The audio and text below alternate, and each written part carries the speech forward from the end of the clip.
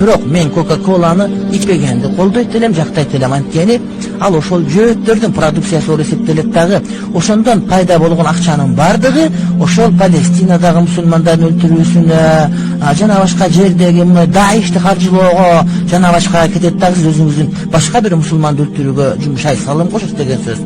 Эгерде сиз бир жылда мисалы үчүн 10 бөтөлкө Coca-Cola сатып алсаңыз, ошондон түшкөн пайдага бирок келе турган болсо, ошол бирок бир мусулманды өлтүрүүгө сиз салым кошкон болушуңуз ыктымалы бар. Ошондуктан мен өзүбүздүн мына өтүп кеткен раматылык Табыл Дегенбердиевдин шоросун ичкенди, ошондой эле өзүбүздүн мынакей Баткендин өрүгү менен балыкчынын суусуна салган доктор Шер деген өрүк шербетин ичкенди, өзүбүздүн Жалал Абадтын жакшы бир сууларын ичкенди, Байтиктин суусун ичкенди, такыр болбосо арыктолосу жактап алып өзүнүн суудан ичкенди мен сунушпат элем. Дагы Coca-Cola'ны ичпегиле жана ичпегиле, патриот болгула, өзүбүздүн жергиликтүү чыгарган суусундар ичкиле деп мен айтат элем.